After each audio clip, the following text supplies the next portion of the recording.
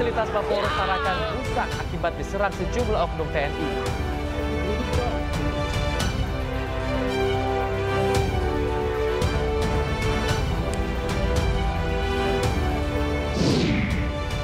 Penyidik Kejaksaan Agung menggeledah rumah milik saudagar minyak di Kebayoran Baru, Jakarta Selatan.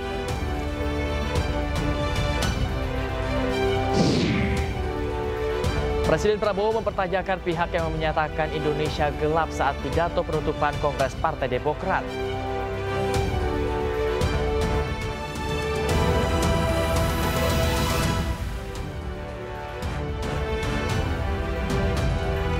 Halo, selamat pagi pemirsa. iNews Pagi kembali hadir melengkapi informasi Anda pada pagi hari ini. Ya, selain 3 berita utama tadi, sejumlah informasi menarik lainnya juga telah kami siapkan khusus untuk Anda. Bersama saya Bayu Pradana. Dan saya Yasmin Atania, inilah iNews Pagi selengkapnya.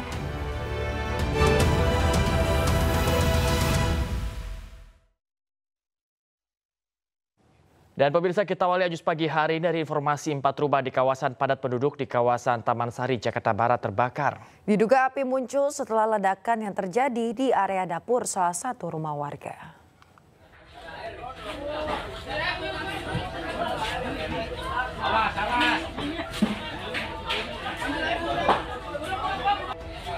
Kobaran api cepat membesar dan membakar 4 rumah yang berada di kawasan padat penduduk di Jalan Badila, Kelurahan Tangki, Kecamatan Taman Sari, Jakarta Barat, Selasa siang. Warga bahu-membahu berupaya memadamkan api dengan alat seadanya. Sementara petugas suku dinas penanggulangan kebakaran dan penyelamatan wilayah Jakarta Barat yang juga berada di lokasi dengan cepat melokalisir api agar kebakaran tidak meluas. Belum diketahui pasti apa penyebab kebakaran ini, namun warga sempat mendengar bunyi ledakan sebanyak 4 kali dari area dapur hingga menimbulkan api. Aku penasaran, lihat airnya keluar. Orang keluar, kok kayak bau gosong-gosong apa, penasaran. Akhirnya aku tanyain semua dong yang di sini. Bebu dia katanya enggak, si Mas katanya enggak lah. Terus aku nengok ini, lihat rumah Anda tuh api di dapur udah naik ke atas. Dari lantai bawah berarti Bu ya? Iya, apinya? iya. Ini dari dapur. Tapi Bu sempat dengar suara ledakan nggak Bu? Iya tadi. Ledakan? Iya. Berapa kali Bu suara? Pas, ya ada kali 4 kali. 4 kali. Awalnya dari dapur berarti Bu ya? Iya. 18 unit mobil pemadam kebakaran beserta puluhan personil dikerahkan untuk memadamkan api.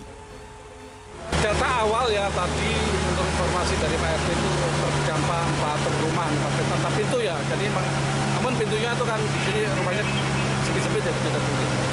Untuk kakak mungkin ada lebih karena satu petak satu pintu itu biasa lebih dari beberapa kakak. Ini kontrakan juga berarti Pak ya? Jadi kontrakan Rumah tinggal dan kontrakan. Tidak ada korban jiwa dalam peristiwa kebakaran ini, namun salah seorang warga mengalami luka akibat terjatuh dari lantai atas saat memadamkan api. Sedangkan kerugian ditaksir mencapai ratusan juta rupiah. Dari Jakarta, Rizky Falu via iNews melaporkan. Pemirsa, eksekusi rumah oleh Pengadilan Negeri Jakarta Utara di Jalan Pegangsaan 2, Kelapa Gading ricuh. Kericuhan terjadi ketika jurusita akan melakukan eksekusi namun mendapatkan perlawanan dari sejumlah orang. Bantuin Bu supaya cepat aman. Saya yang beresin Pak, saya bisa jamin. Aja iya Pak. Kita buat.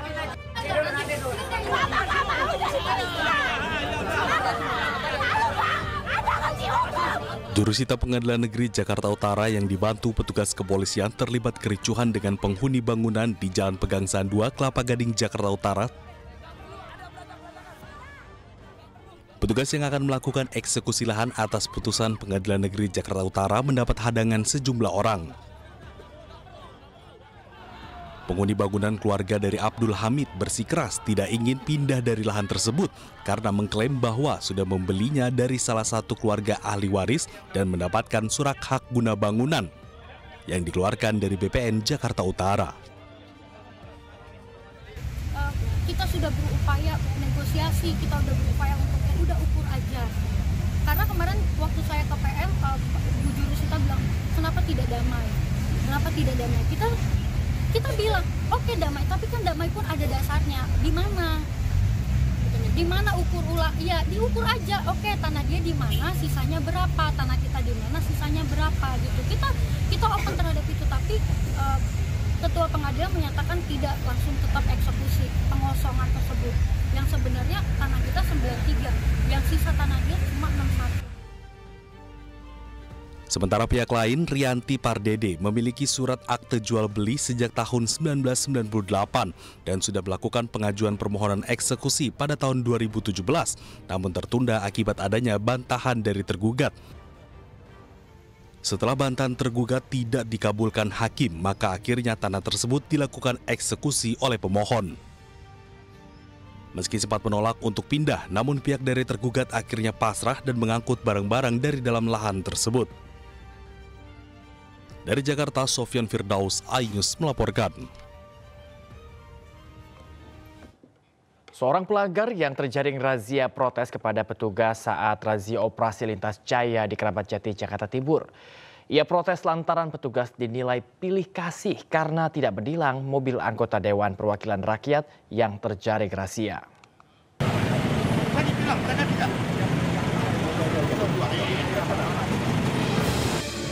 Seorang pelanggar ini protes lantaran petugas diduga pilih kasih saat menjaring razia parkir liar di Jalan Maijen Sutoyo, Cawang, Keramat Jati, Jakarta Timur.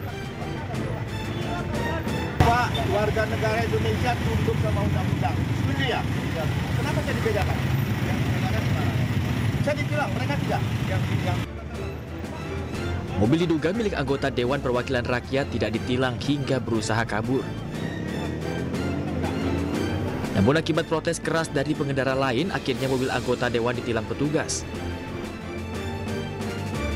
Sementara sejumlah kendaraan roda 4 yang tengah parkir di depan Lapo langsung disergap puluhan petugas gabungan. Dari hasil penindakan tercatat ada 10 mobil dan 1 sepeda motor yang diberikan sanksi tilang oleh petugas. Kembali terkait masalah pelanggaran parkir liar yang memang ini menjadi masalah utama kita. Tapi dari rekan-rekan kepolisian sebanyak 10 untuk kendaraan roda 2 yang ditinggal pemiliknya kita angkut jari kendaraan. Satu ya? Pelanggar semuanya ditilang ya? Untuk yang ada penumpang, ada pengemudi kita tilang semua ada 10 tadi. Untuk motor? Untuk motor aku jaring, nanti yang ada pengemudi kita tilang. Di kawasan ini banyak pengendara roda 4 parkir di bahu jalan hingga memicu terjadinya kemacetan lalu lintas. Petugas mengimbau kepada warga untuk tidak parkir sembarangan. Dari Jakarta, Rio Manik, iNews melaporkan. Pemirsa, sejumlah fasilitas Mapolres Tarakan rusak akibat diserang sejumlah oknum TNI. Sementara pihak-pihak terkait masih menyelidiki penyerangan tersebut.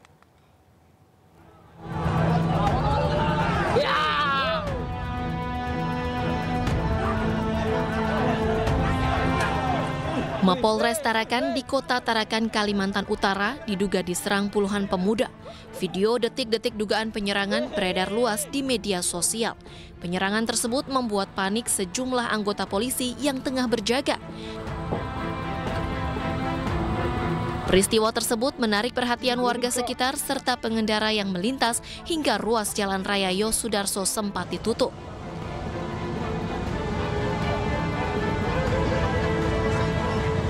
Diduga penyerangan tersebut melibatkan beberapa oknum anggota TNI. Menanggapi dugaan tersebut, pihak terkait masih melakukan koordinasi dengan satuan TNI di Tarakan.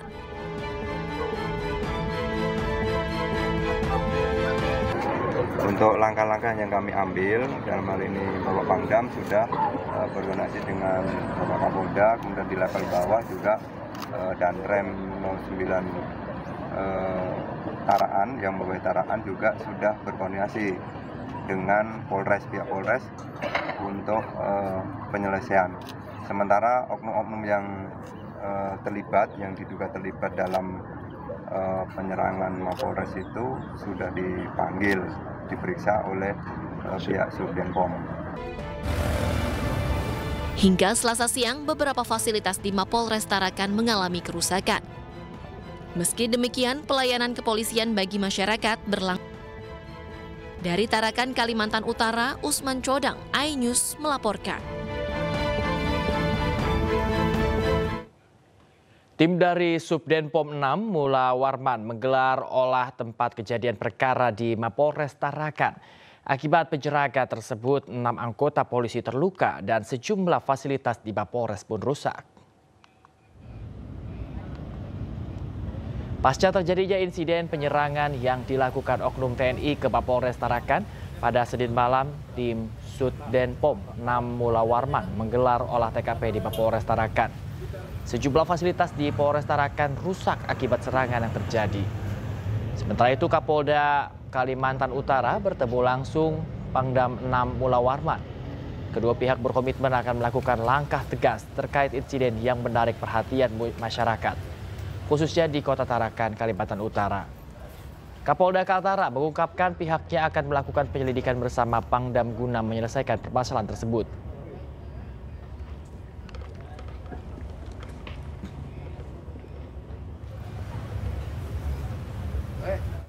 Ya, pemirsa, menanggapi penyerangan sekelompok pemuda yang melibatkan beberapa oknum anggota TNI tersebut, Kapolda Kalimantan Utara dan Pangdam 6 Mula Warman Kalimantan Utara berkomitmen akan melakukan langkah tegas terkait insiden yang menarik perhatian masyarakat, khususnya di Kota Tarakan, Kalimantan Utara.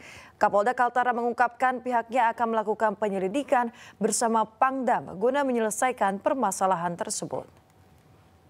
Hari ini saya dengan Pak Pangdam ingin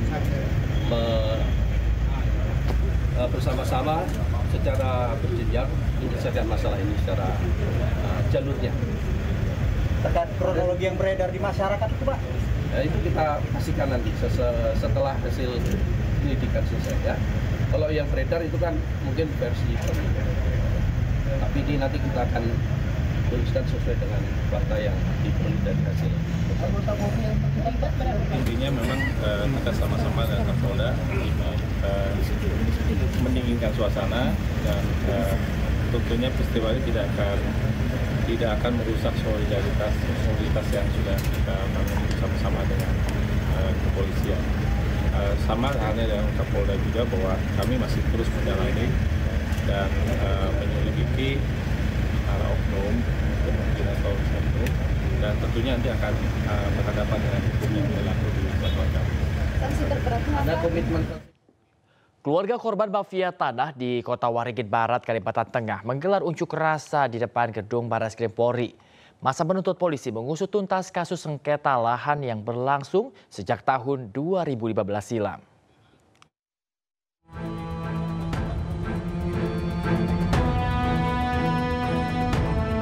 Ahli waris sengketa lahan di Kota Waringin Barat menggelar unjuk rasa di depan gedung Barreskrim Polri. Masa menuntut agar Kepala Kepolisian Negara Indonesia menuntaskan kasus yang terjadi sejak tahun 2015 silam. Kedatangan ahli waris ke Barreskrim Polri kali ini juga untuk melaporkan oknum petinggi Polri atas dugaan menyebarkan berita hoaks di media. Pelaporan terjadi karena surat tanah seluas 10 hektar yang bersengketa dengan mafia tanah dinyatakan palsu oleh pejabat tinggi Polri tersebut. Padahal belum ada putusan pengadilan yang menyatakan surat tanah tersebut palsu. Kami datang melapor ke sini karena ada pernyataan di Divdum Mabes Polri yang mengatakan bahwa surat tanah daripada milik klien saya ini adalah palsu. Dan belum ada proses pengadilan yang menyatakan surat daripada klien kami ini palsu. Dari harapan saya, apapun alasannya surat itu harus secepatnya dikembalikan kepada saya. Khusus permintaan Ibu kepada istana atau kepada Pak? Ya, saya mengikuti pengacara saya. Pak Kapolri gitu bagaimana? Ya, kami akan pesan Ibu?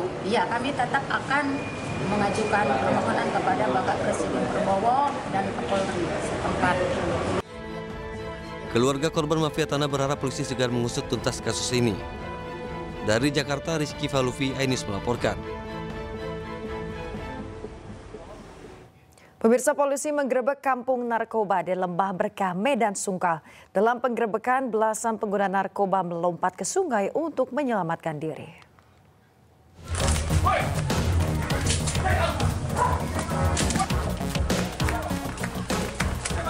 Unit Reskrim Polsek Sunggal menggerebek kampung narkoba di Lembah Berkah, Medan Sunggal, Kota Medan, Sumatera Utara. Petugas harus mengejar para pengguna narkoba yang langsung kabur dan melompat ke sungai. Dari lokasi, polisi menemukan gubuk yang diduga digunakan sebagai tempat mengkonsumsi narkoba. Sejumlah barang bukti sabu-sabu, ganja, dan alat hisap sabu diamankan. Petugas pun menghancurkan dan membakar gubuk narkoba dan menyiagakan petugas di persimpangan jalan masuk lokasi ini agar tidak digunakan lagi. Kegiatan penanggulangan anti narkoba itu yang dilaksanakan oleh personil kami di Reskrim ini berdasarkan adanya beberapa laporan-laporan masyarakat yang memang selama ini diduga tempat tersebut dijadikan tempat sering terjadinya upaya peredaran narkoba di sana. Diharapkan dengan penggerebekan rutin serta pembinaan di masyarakat dapat mengurangi peredaran narkoba di kawasan Medan Sunggal. Dari Medan, Sumatera Utara, Ahmad Ridwan Nasution, iNews melaporkan. Banjir setinggi 1 meter merendam puluhan rumah di 3 desa di Kecamatan Dawar Balandong, Kabupaten Mojokerto, di mana banjir ini disebabkan meluapnya Sungai Lamong usai diguyur hujan selama 8 jam.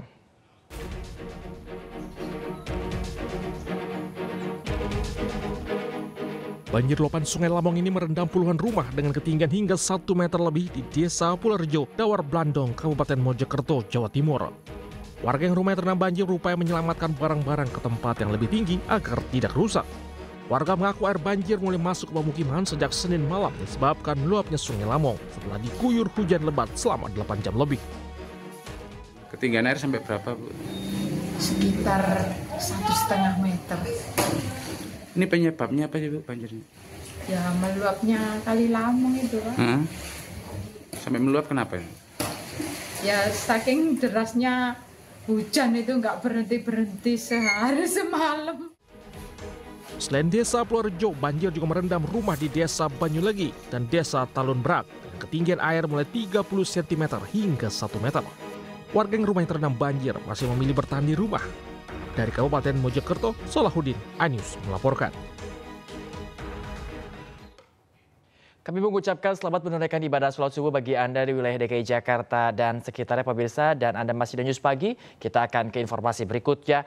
Ribuan pelajar menggelar demo bertolak makan bergizi gratis di Panai, Papua Tengah. Para pelajar meminta agar dana untuk MBG dialihkan untuk sekolah gratis di Papua.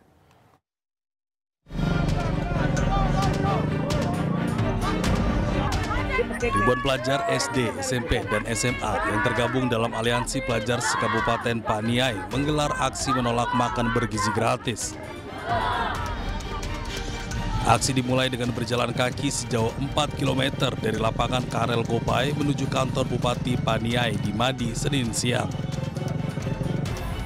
Dalam aksinya, ribuan pelajar menolak program makan bergizi gratis diterapkan di Kabupaten Paniai dan kabupaten lainnya di Provinsi Papua Tengah. Sebagai gantinya, meminta agar anggaran untuk makan bergizi gratis dialihkan untuk pendidikan gratis di Papua Tengah. Selain itu, para pelajar juga menuntut agar seluruh sarana dan prasarana sekolah di Kabupaten Paniai diperbaiki sehingga mereka bisa belajar dengan aman. Aksi ini dikawal ketat oleh aparat kepolisian dari Polres Paniai. Memang ada di beberapa titik itu sebagai penyampaian aspirasi, dan itu menurut analisa saya itu juga tidak aspirasi murni, karena mereka setelah dimintai keterangan juga karena ada tekanan dari kelompok tertentu untuk ya seolah-olah menolak makan bergizi gratis untuk dipindahkan ke program sekolah gratis. Pangdam 17 Cendrawasih Maijen TNI Rudi Paruwito menduga aksi ini ditunggangi kelompok-kelompok tertentu. Ia meminta jajarannya tidak terpengaruh dengan aksi demo dan tetap menjalankan program makan bergizi gratis di seluruh tanah Papua. Dari Kabupaten Paniai, Papua Tengah, Fredin Woba, iNews melaporkan. Pemirsa, Menteri Desa dan Pembangunan Daerah Tertinggal Yandri Susanto terbukti cawe-cawe untuk memenangkan istrinya di Pilkada Kabupaten Serang dengan mengerahkan dukungan kepala desa. Mahkamah Konstitusi memerintahkan KPU melakukan pemungutan suara ulang di seluruh TPS.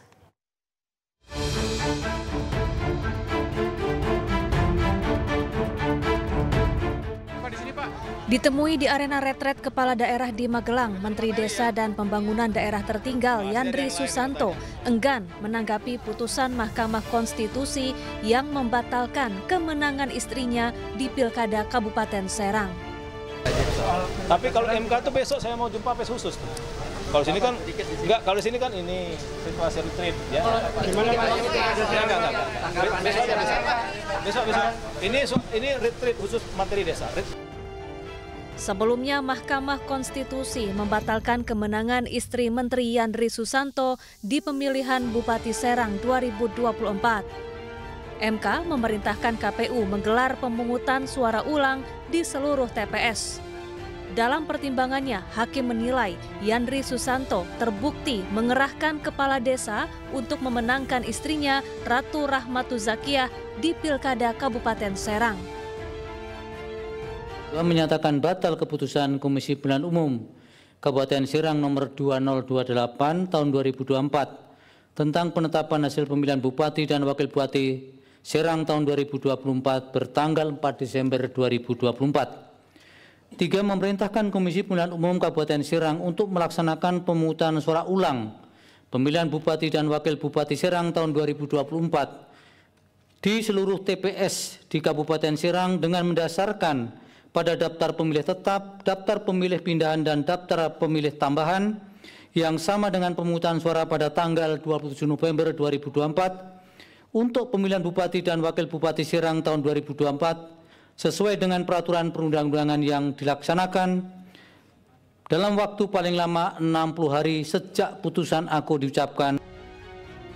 Tak hanya kali ini, sebelumnya Yandri pernah jadi sorotan lantaran menggunakan kop surat Kementerian Desa dan Pembangunan Daerah Tertinggal untuk acara pribadi. Yandri menyebarkan undangan acara haul dan syukuran dengan kop surat kementerian kepada seluruh kepala desa, pejabat kecamatan, dan Kabupaten Serang. Tim Liputan iNews melaporkan. Kita ke informasi berikutnya, pemirsa. Wakil Gubernur DKI Jakarta Rano Karno meninjau fasilitas MRT dan Transjakarta. Rano Karno menilai fasilitas parkir di kawasan MRT masih semraut dan dirinya bertekad akan membangun lahan parkir bertingkat.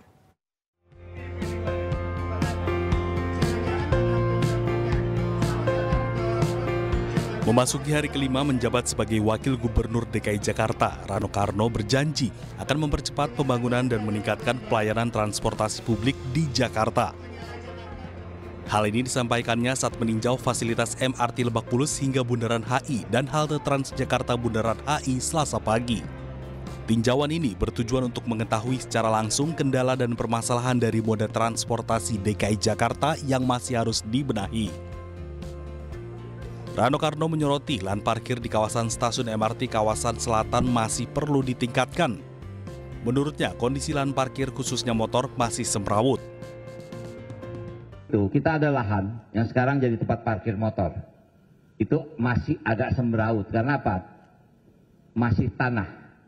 Saya tanya kapan itu diperbaiki. Insya Allah bulan Mei ini itu akan menjadikan satu area parkir yang cukup baik. Misalnya seperti itu.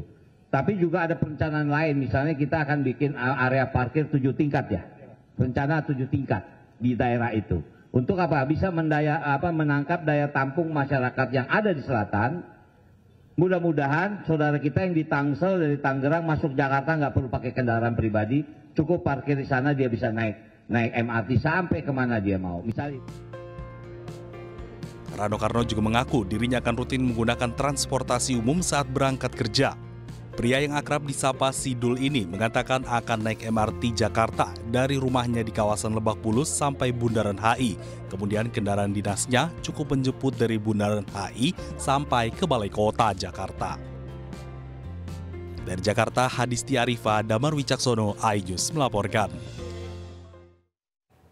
Mirsa, viral di media sosial, warga desa Rinabolak, Onan Ringgu, Samosir, Sumatera Utara beraktivitas di tengah jalan yang rusak parah. Warga berharap pemerintah segera melakukan perbaikan.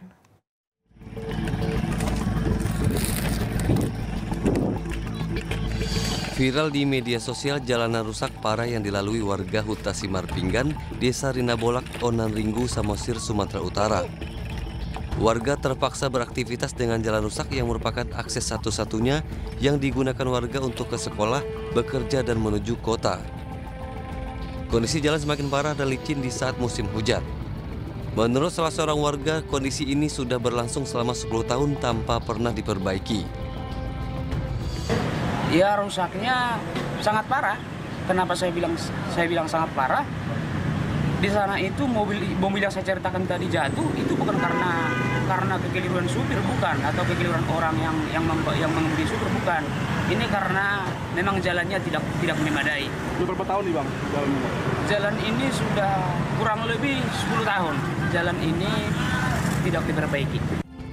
Atas kondisi ini warga akan mengadu kepada Kementerian Desa dan Pembangunan Daerah Tertinggal. Diharapkan dengan pengaduan ini pemerintah pusat segera memberikan instruksi kepada pemerintah daerah Samosir untuk memperbaiki jalan tersebut.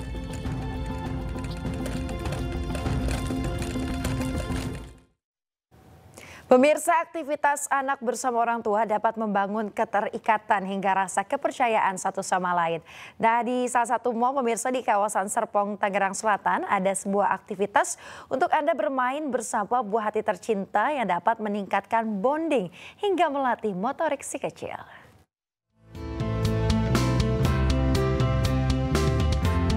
Jenama hiburan Nickelodeon bekerja sama dengan Play Culture Co dan Karstens Mall Serpong, Tangerang Selatan menggelar Paw Patrol Adventure Bay Bounce, sebuah kegiatan bagi para orang tua untuk menghabiskan waktu bersama buah hati tercinta.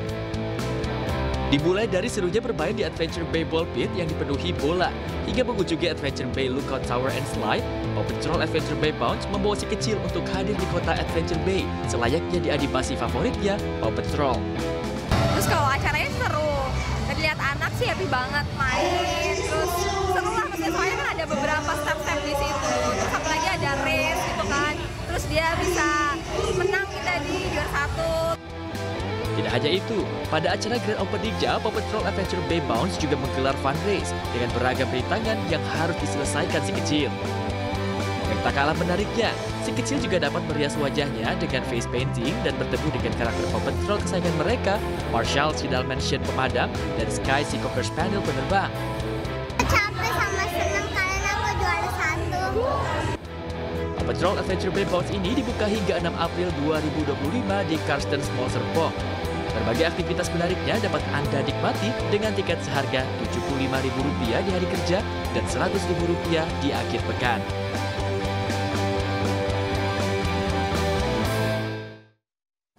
Juru bicara PDI Perjuangan menyebut ada pihak yang tidak menginginkan hubungan Presiden Prabowo Megawati baik-baik saja. Informasi lengkapnya kami hadirkan usai jeda, tetaplah di Ayus Pagi.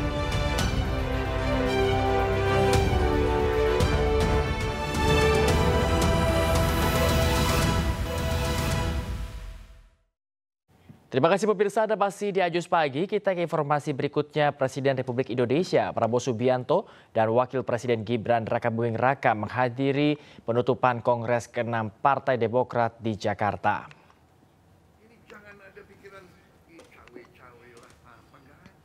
Pemirsa, Presiden Republik Indonesia Prabowo Subianto beserta Wakil Presiden Gibran Rakabuming Raka hadiri penutupan Kongres ke-6 Partai Demokrat. Kedatangan Prabowo dan Gibran disambut meriah oleh seluruh kader partai. Dalam pidatonya, Presiden mengucapkan terima kasih telah memberi kader terbaik untuk Kabinet Merah Putih. Selain itu, Prabowo Subianto juga menyebut di era kepemimpinannya, Prabowo menegaskan tidak ada mantan presiden yang melakukan cawe-cawe. Mas Ahaye, Partai Demokrat, saya ucapkan terima kasih memberi menteri-menteri dan wamen-wamen dari Partai Demokrat yang hebat. Ini jangan ada pikiran cawe-cawe lah, apa nggak ada. Saya minta dicawe-cawe. Saya datang ke Pak SBY minta masukan. Benar Pak SBY? Bapak tidak pernah titip-titip apa-apa ke saya, tidak pernah. Saya datang. Ada yang mengatakan Pak Jokowi, nggak ada, saya datang ke Pak Jokowi.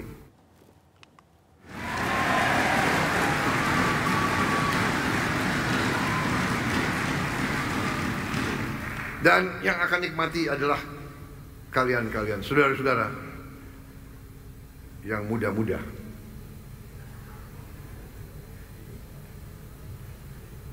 yang melihat Indonesia gelap itu siapa? Sekarang duduk berdampingan, nanti bisa bersaing ini dua orang itu.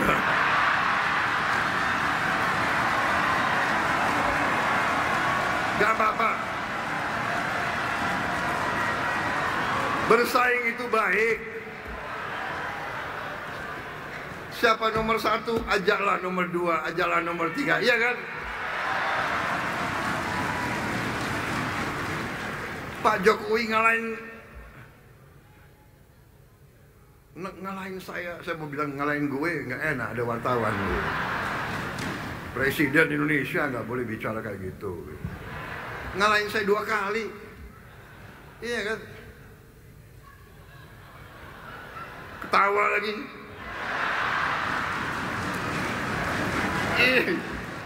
Ini orang Indonesia ini senang melihat orang susah.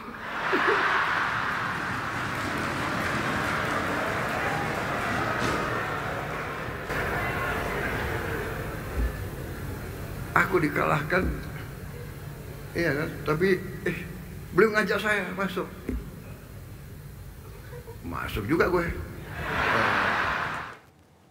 Presiden ke-6 RI sekaligus Ketua Majelis Tinggi Partai Demokrat Susilo Bambang Yudhoyono kepleset lidah saat berpidato di Kongres ke-6 Demokrat. SBY yang harusnya menyebut Presiden Prabowo Subianto justru Presiden ke-7 Joko Widodo.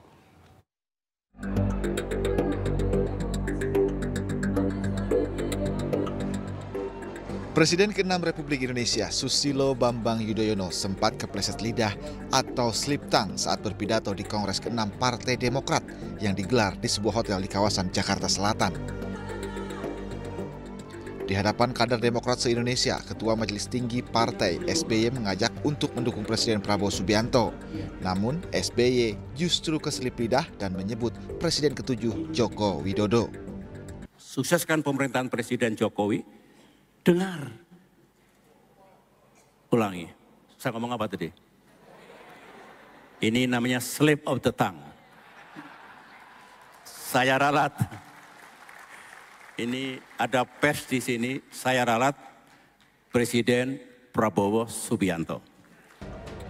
Partai Demokrat saat ini tergabung dalam Koalisi Indonesia Maju yang mendukung Presiden Prabowo Subianto. Dalam Kongres ke-6, Partai Demokrat kembali memilih Agus Harimurti Yudhoyono sebagai Ketua Umum Partai Demokrat periode 2025 hingga 2030. Tim Liputan iNews melaporkan.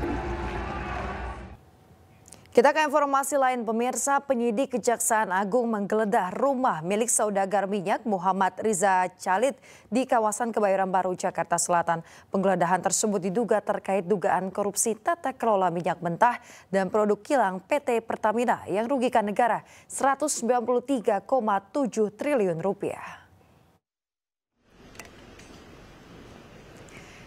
Hingga Selasa malam, pemirsa, tim penyidik Kejaksaan Agung masih melakukan penggeledahan di rumah Riza Khalid di Jalan Jenggala 2 nomor 1 Kebayoran Baru, Jakarta Selatan. Penggeledahan rumah mewah Riza Khalid ini diduga terkait dengan dugaan kasus korupsi tata kelola minyak mentah dan juga produk kilang pada PT Pertamina yang saat ini ditangani penyidik Kejaksaan Agung.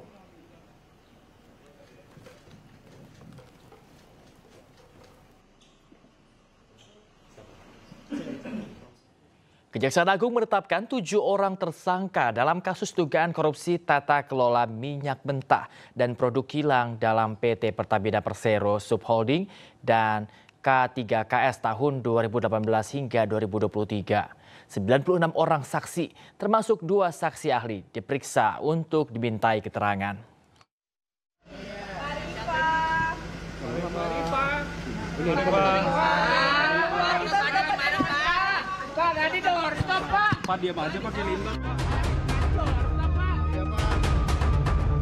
Kejaksaan Agung menetapkan 7 orang sebagai tersangka dalam dugaan tindak pidana korupsi tata kelola minyak mentah dan produk kilang dalam PT Pertamina Persero Subholding dan K3KS 2018 hingga 2023.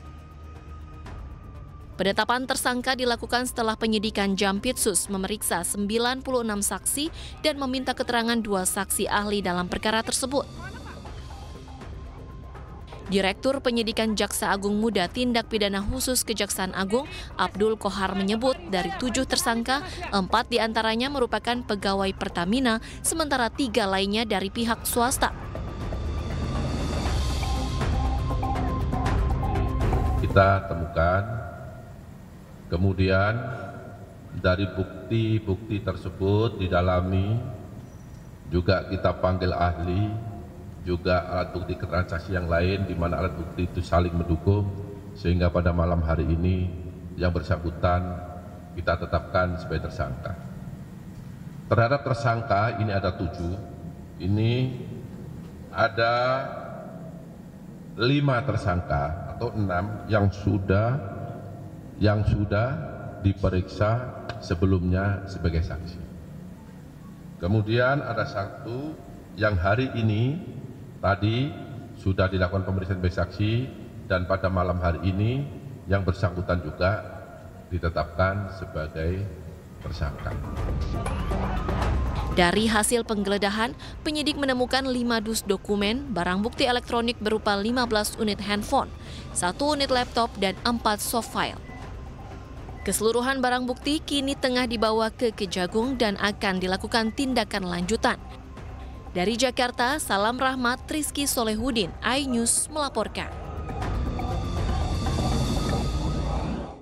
Pemirsa, Vice President Corporate Communication Pertamina Fajar Joko Santoso buka suara terkait dugaan korupsi yang melibatkan subholding Pertamina. Pertamina menyatakan layanan distribusi BBM kepada masyarakat berjalan optimal. Pertamina menghormati Kejaksaan Agung dan aparat penegak hukum yang menjalankan tugas serta kewenangannya dalam proses hukum yang tengah berjalan di subholding Pertamina. Pertamina juga siap bekerja sama dengan aparat berwenang dan berharap proses hukum dapat berjalan lancar dengan tetap mengedepankan asas hukum praduga tak bersalah. Di tengah proses tersebut, Pertamina memastikan bahwa layanan distribusi energi kepada masyarakat di seluruh Indonesia tetap berjalan lancar, dan Pertamina juga menjamin pelayanan distribusi energi kepada masyarakat tetap menjadi prioritas utama dan berjalan normal seperti itu. Dugaan kasus korupsi tata kelola minyak mentah dan produk kilang merugikan negara hingga 193,7 triliun rupiah.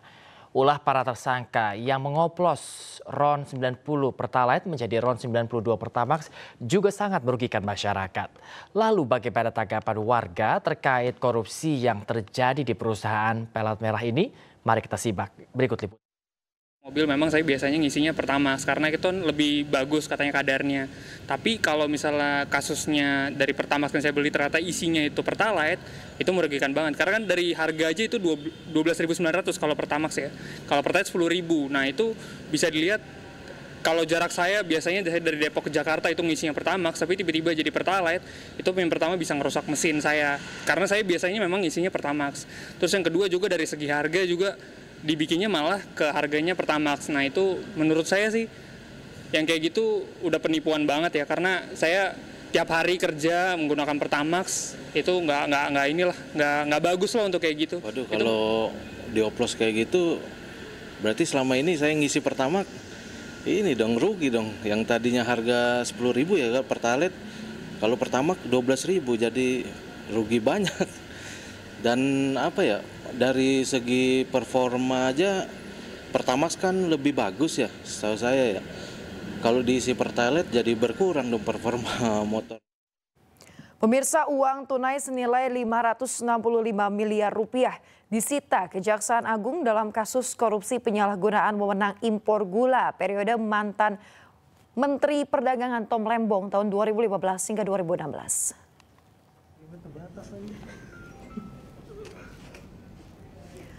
Barang bukti uang tunai disita dari pengembalian yang dilakukan 9 orang tersangka dari pihak swasta.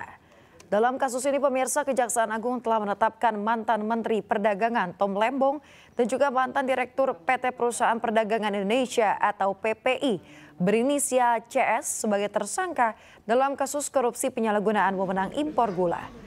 Kejagung menyebut nilai kerugian negara akibat perbuatan importasi gula yang tidak sesuai dengan ketentuan perundang-undangan mencapai 578 miliar rupiah.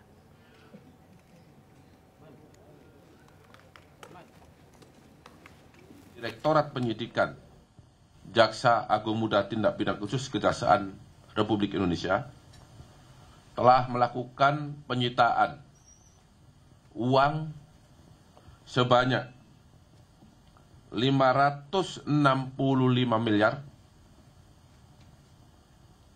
339 juta 71.925 rupiah,25 sen.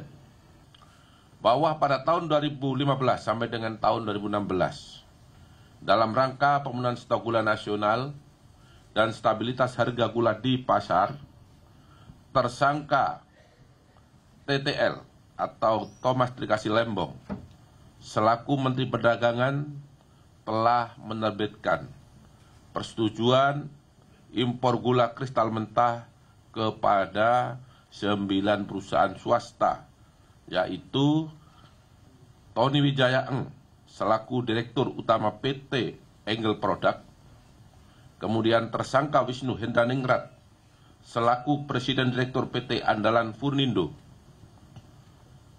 kemudian tersangka Hensen Setiawan selaku Direktur Utama PT Sentra Usaha Tama Jaya, kemudian tersangka Indra Sujaningrat selaku Direktur Utama PT Medan Sugar Industry, kemudian tersangka Eka Sapanca selaku Direktur PT Permata Dunia Sukses Utama, selanjutnya tersangka Ten Suryanto Eka Prastyo selaku Direktur PT Makassar Tene, kemudian tersangka Hendro Giarto Antonio Tiwo selaku Direktur PT Duta Sugar Internasional.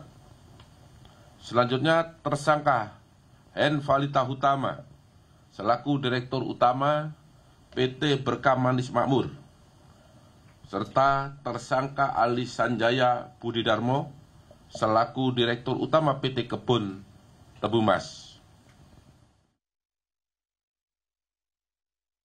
Retret kepala daerah di Magelang, Jawa Tengah memasuki hari kelima. Usai belasan kepala daerah dari PDIP bergabung, saat ini sebanyak 493 kepala daerah yang mengikuti retret. Sementara 10 kepala daerah lainnya yang berasal dari PDIP belum memutuskan untuk bergabung.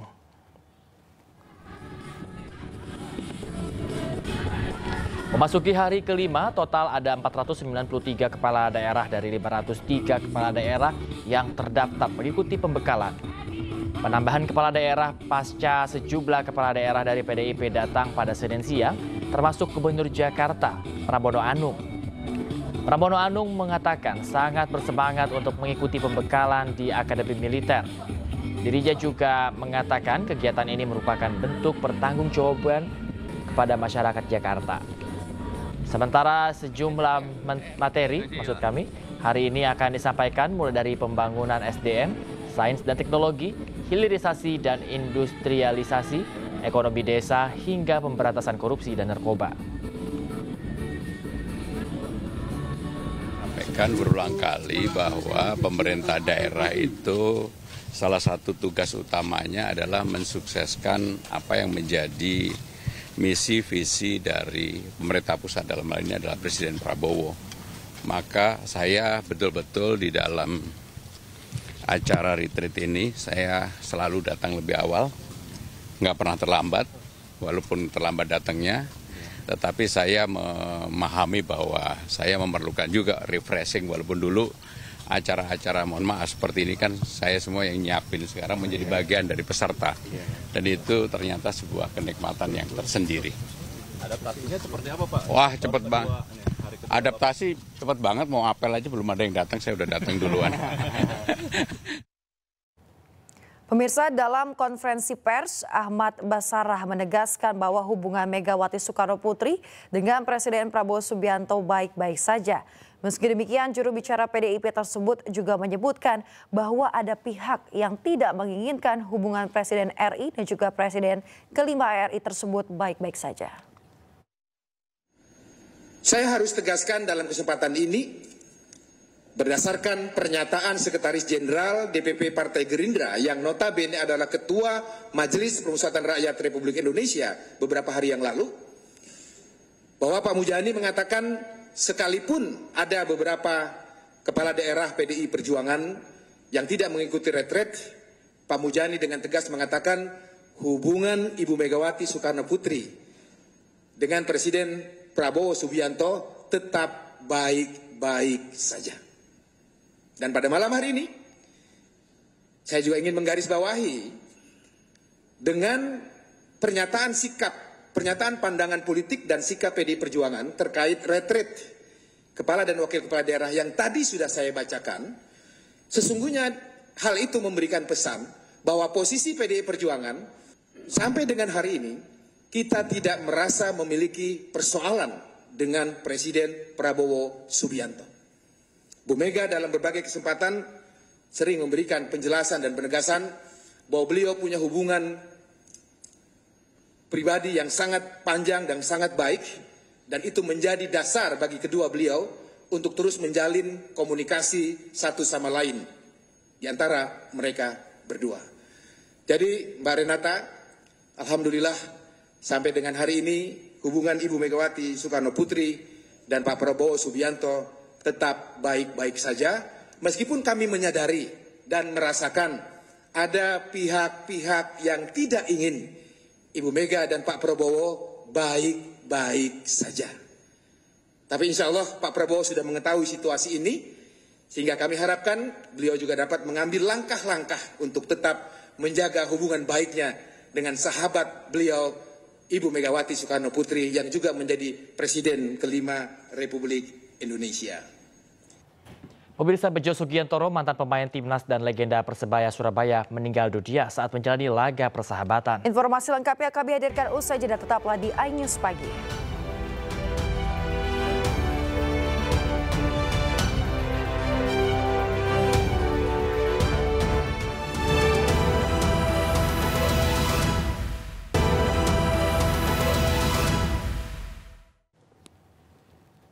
Pemirsa, Anda masih di iNews Pagi bersama saya Bayu Pradana dan rekan saya Yasmina Tadia. Dan demikian tadi adalah berita pilihan dari iNews Pagi hari ini, dan kita ke informasi berikutnya pemirsa, di mana Ketua Umum PSSI Erick Thohir mengumumkan Jordi Cruyff sebagai penasehat teknik. Ya, Erick Thohir menyebut Jordi telah menandatangani kontrak dengan PSSI Senin 24 Februari kemarin. Jordi Cruyff ini merupakan mantan Direktur Teknik Olahraga Barcelona yang dinilai memenuhi kriteria PSSI. Sebelumnya gambar gembor untuk pos Direktur Teknik PSSI sudah berlangsung sejak Januari lalu. Namun Erick Thohir mengumumkan Jordi Cruyff sebagai penasehat teknis PSSI, bukan sebagai Direktur Teknik. Pemirsa, usai pengumuman penasehat teknik, Erick Thohir menyebut Jordi memiliki tugas untuk membantu mencari Direktur Teknik PSSI.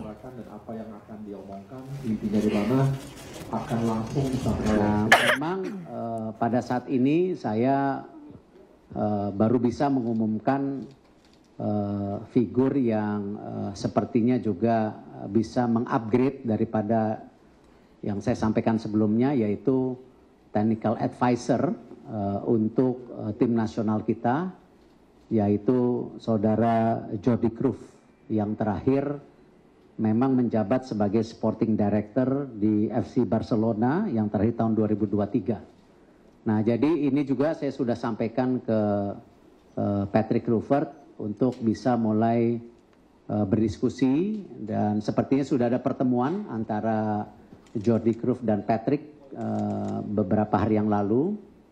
Dan kita juga alhamdulillah tadi malam jam 3 pagi sudah tanda tangan dengan Jordi Cruyff, sehingga nanti dia akan datang di awal Maret bersama Patrick untuk mulai juga bicara secara langsung dengan semua Exco BTN seperti apa rancangan besar dia, termasuk juga membantu pencarian technical director dan mereview semua tentu kepelatihan yang ada di tim BTN, tim nasional. Pemirsa, Ketua Umum PSSI Erick Thohir memastikan bahwa pihaknya akan segera menaturalisasi 3 pemain untuk membela timnas Indonesia. Ketiga pemain itu adalah Dan James, Joy Pelupesi, dan juga yang menarik adalah Emil Audero.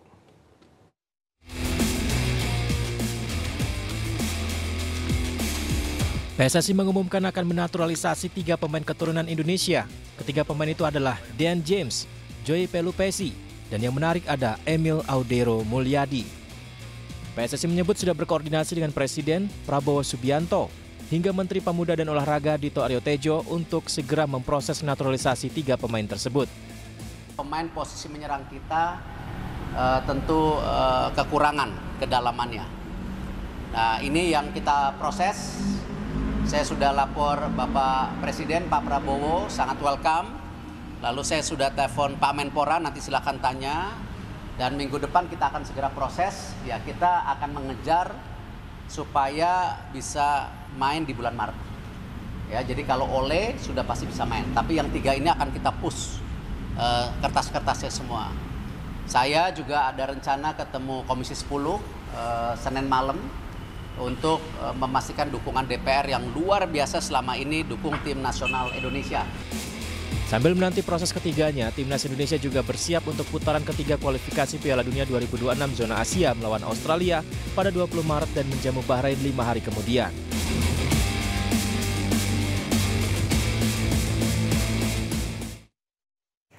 Pemirsa, 3 calon pemain baru timnas Indonesia yakni Dan James, Joy Pelupesi, dan Emil Audero diupayakan secepatnya menjalani prosesi menjadi WNI. Sehebat apa kualitas ketiganya? Kita simak informasinya berikut ini.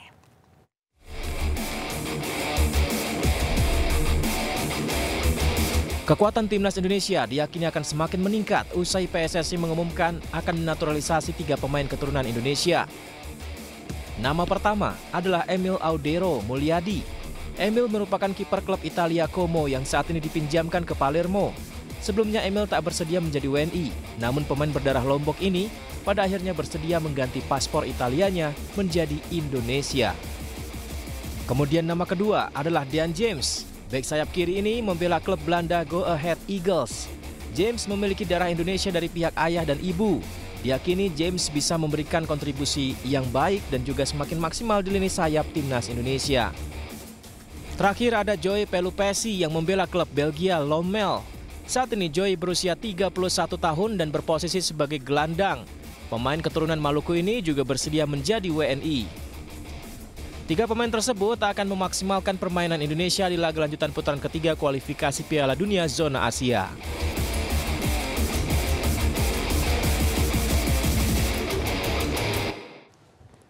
Mantan pemain timnas Belanda Jordi Cruyff resmi ditunjuk PSSI sebagai penasihat teknis timnas Indonesia. Jordi Cruyff merupakan putra legenda sepak bola Belanda Johan Cruyff.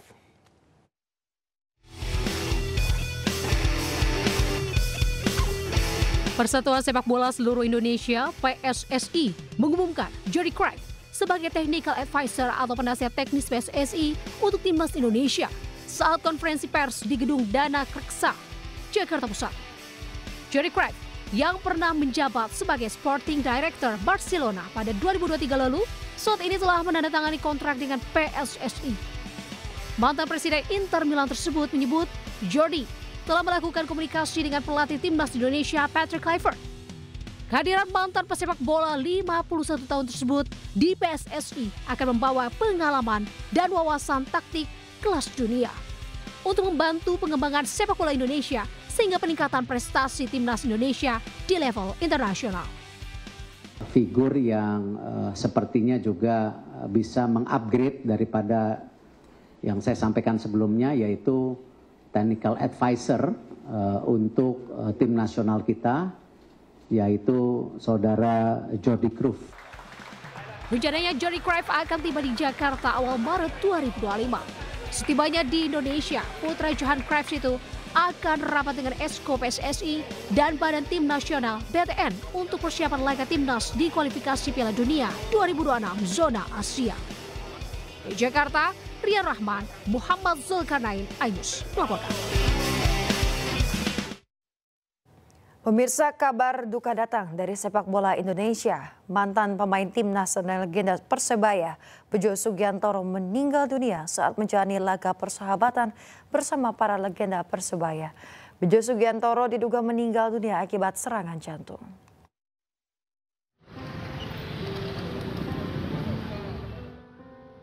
Legenda Persebaya yang kini menjadi pelatih Delta Sidoarjo, Bejo Sugiantoro, meninggal dunia. Mantan pemain timnas 47 tahun itu sempat dilarikan ke Rumah Sakit Royal Surabaya, namun nyawanya tak tertolong. Sebelumnya Bejo tiba-tiba tak sadarkan diri saat menjalani laga persahabatan dengan para legenda Persebaya yang tergabung dalam klub bernama Rosita FC. Babak pertama dilaluinya dengan baik, namun di babak kedua menit kelima, Coach Bejo tiba-tiba terjatuh. Pertolongan pertama sempat diberikan tim medis lapangan sebelum dirujuk ke rumah sakit. Sang legenda yang merupakan ayah pesepak bola Rahmat Irianto ini diduga meninggal dunia akibat serangan jantung. Setelah main babak pertama istirahat, ya terus melanjutkan babak kedua, kira-kira kurang lebih 5 menit berlangsung, tiba-tiba Kaji Bejo langsung jatuh. Itu tadi sparring atau dengan klub apa, Pak? Latihan sendiri, hanya game untuk penutupan menjelang bulan Ramadan ini. Kini jenazah mantan bek tangguh timnas Indonesia di SEA Games 1997 dan 1999 ini telah dibawa ke rumah duka di kawasan perumahan Pondok Jatim Sidoarjo dan akan dimakamkan di TPU setempat. Dari Surabaya, Jawa Timur, Yuda Prawira, iNews melaporkan.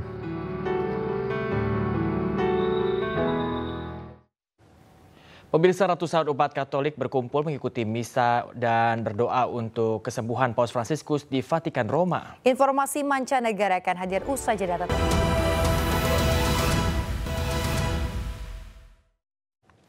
Ya, Anda kembali di iNews Pagi, pemirsa. Memasuki bulan Ramadan, ketersediaan dan harga komoditi di Pasar Beringharjo, Kota Yogyakarta masih stabil.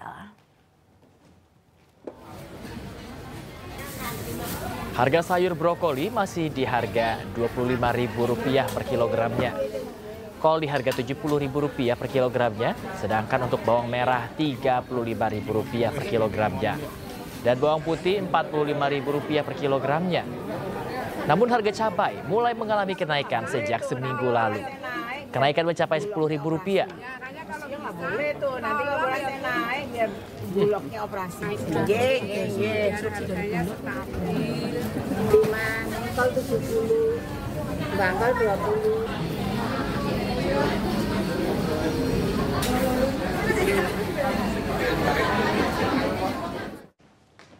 Lantas, bagaimana pantauan harga di pasar lain di Jakarta? Langsung saja kita bergabung, ada rekan Dilami Aulia di Pasar Gembrong Lama, Jakarta Pusat, dan juga rekan Yoel Yusfin di Pasar Pak Baeng-Baeng, Makassar.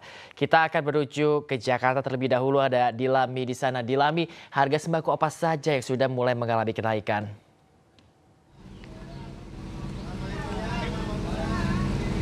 Ya, Bayu, selamat pagi. Harga sembako yang mengalami kenaikan ini terutama di harga cabai rawit merah yang kini mencapai Rp100.000 per kilogramnya. Padahal harga semula ini ada di harga Rp60 hingga Rp70.000 per kilogram. Kemudian disusul juga oleh cabai keriting merah, ini di angka sekitar Rp60.000 per kilogram. Dari awal mulanya harganya Rp50.000 per kilogram. Kemudian Bayu, ini juga telur mengalami kenaikan ya, harga telur kini mencapai 32.000 kilogram gitu ya. Dari awalnya hanya Rp28.000 per kilogram. Kemudian ada harga ayam, Bayu dan juga pemirsa, ini ada di harga Rp30.000 untuk ayam potong ukuran sedang. Sementara ukuran besar ini ada di harga Rp40.000. Dan kenaikan ini sejumlah bahan pokok dari pedagang mengungkapkan sudah terjadi beberapa hari menjelang bulan suci Ramadan. Ini menjadi hal yang normal begitu ya, karena mengapa harga bahan pokok ini naik? Karena permintaan dari konsumen yang meningkat, sementara untuk stok ini terbatas, atau tadi pedagang menyebutkan ini juga bisa karena faktor cuaca yang tidak menentu. Nah, untuk harga yang masih stabil, Bayu, ada di harga tomat yakni Rp15.000 per kilogram, kemudian ada di harga kentang yakni masih mencapai Rp20.000 per kilogram. Tadi saya juga sempat bertanya terkait dengan harga daging sapi merah yang masih stabil ini di harga Rp130.000. Artinya belum ada kenaikan signifikan. Namun tadi pedagang daging sapi ungkapkan bahwa kemungkinan kenaikan akan terjadi pada H-2 menjelang bulan puasa. Sementara demikian, Bayu. Wah, ini cabai rawit sudah mulai naik di sana. Baik, kalau gitu kita coba tanya rekan Yoel Yusvin ke Makassar di Pasar Pak Baeng-Baeng. Yoel, bagaimana cabai rawit di sana? Apakah juga mulai pedas harganya, Yoel?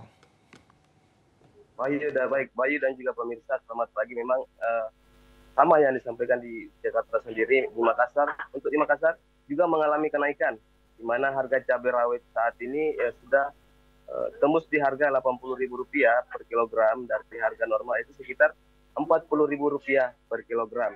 Tak hanya itu, tak hanya cabai rawit juga, kenaikan harga juga terjadi pada penjualan harga lengkuas dan juga bawang putih, di mana untuk lengkuas sendiri ini saat ini dijual dengan harga Rp25.000 per kilogram.